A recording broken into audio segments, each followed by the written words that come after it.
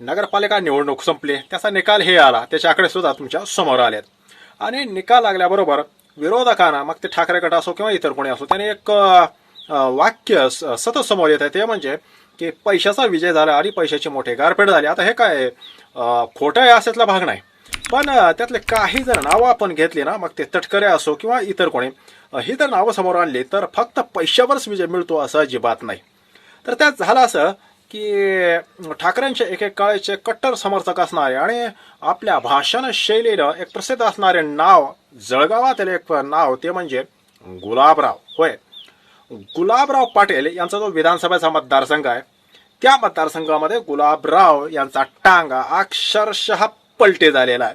आता तुम्ही म्हणाल की ठाकरेचे इतके कमी नगराध्यक्ष आले, नगरपालिका आले, आणि मग शिंदेचा एखादा मंत्री जर तिथं पडला असेल, त्यांचा उमेदवार पडला असेल, तर त्याचं एवढं काय हे करायचं. परंतु मुद्दा असा आहे की काय झालं की 2-4 महिन्यापूर्वी किंवा एक फूट झाल्यानंतर गुलाबराव पाटील यांनी एकदा सभागृहामध्ये अक्षरशः आदित्य ठाकरे हे बोलत होते.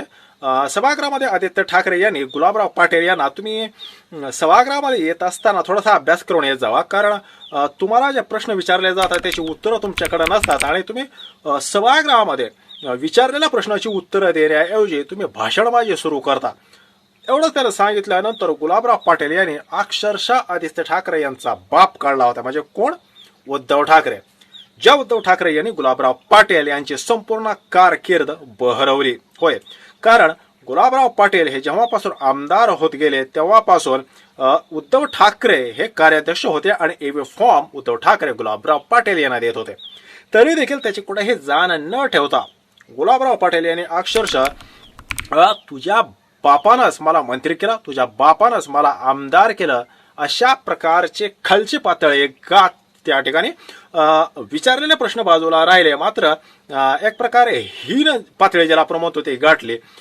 त्यानंतर बरेचसे शिवसैनिक वगैरे त्यांनी आंदोलन केलं होतं, त्यांचे पुतळे वगैरे त्या ठिकाणी हे केलं होतं आणि त्यांना धडा वगैरे शिकवायचं असं झालं होतं. परंतु विधानसभेमध्ये त्यांनी बाजी जरी मारली असली तरी आत्ता जी काही नगरपालिका झाली आणि गुलाबराव यांचं जे काय मुख्यालय आहे, त्यांचं विधानसभा मतदारसंघ धरणगाव, या धरणगावचं मुख्यालय धरणगाव नगरपालिका, त्यामध्ये ठाकरेंचे उमेदवार जरी त्या ठिकाणी महाविकास आघाडीच्या माध्यमातून लीलाबाई चौधरी या ज्या ठाकरेंच्या उमेदवार होत्या, महाविकास आघाडीच्या उमेदवार असल्या, तरी आश्चर्याची आणि इंटरेस्टिंग गोष्ट अशी होती की त्या मशाल या चिन्हावर नगराध्यक्षपदी म्हणून निवड झाली.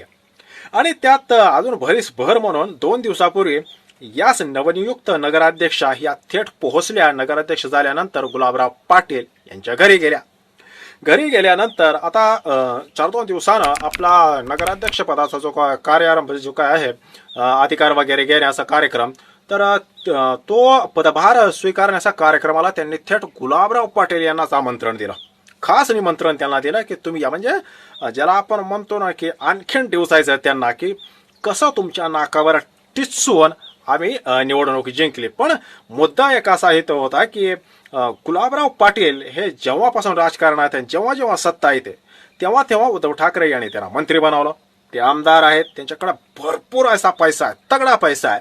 मग एकीकडे असं कन्क्लुजन काढलं जातंय की फक्त पैसा असला की विजय मिळतो, तर मग का गुलाबराव पाटील, प्रश्न असा निर्माण होतो की गुलाबराव पाटील यांच्याकडे पैसा नव्हता का?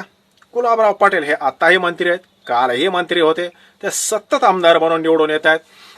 एवढा सगळा पैसा असताना सुद्धा गुलाबराव पाटील यांचा टांगा पलटी का बरं झाला? त्यामुळं कुठेतरी की त्यांची जी घसरत चाललेली भाषा असेल, कारण टीका तर बरेच जण करतात, त्यामध्ये काय वावगं नाही, परंतु आदित्य ठाकरेवर बोलताना असेल, उद्धव ठाकरे यांच्यावर बोलताना असेल आणि संजय राऊत यांच्यावर देखील बोलताना असेल, मुद्दा बाजूला राहतो आणि गुलाबराव पाटील कुठेतरी वेगळीकडेच भरकटच जाऊन टीका करायला लागतात. आणि याचा परिपाक म्हणून खवताळलेल्या शिवसैनिकांनी गुलाबराव पाटील यांचा टांगा अक्षरशः पलटी केला. इंटरेस्टिंग गोष्ट अशी आहे मित्रांनो की या धरणगावामध्ये, आणि धरणगावच काय संपूर्ण नगरपालिकाच्या निवडणुकामध्ये ठाकरे गटातर्फे कोणीही प्रचार केलेला नव्हता, कोणीही मोठी सभा घेतलेली नव्हती. अपेक्षा अशी होती की अंबादास दानवे ज्यांच्याकडे विधान परिषदेचं विरोधी पक्षनेतेपद आहे. आणि विरोधी पक्षनेतेपद हे मुख्यमंत्र्यांच्या लेवलचं पद मानलं जातं.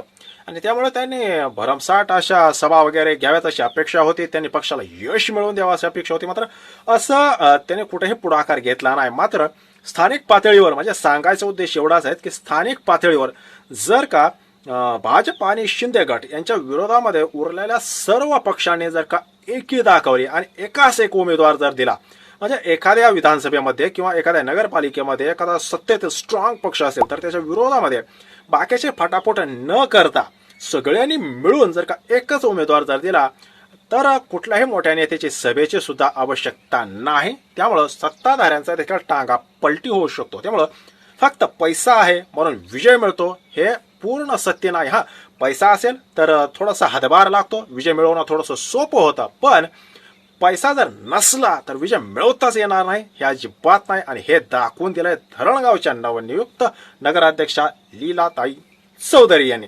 बाकी या विश्लेषणावर आपलं मत काय, कमेंट नक्की व्हा. धन्यवाद.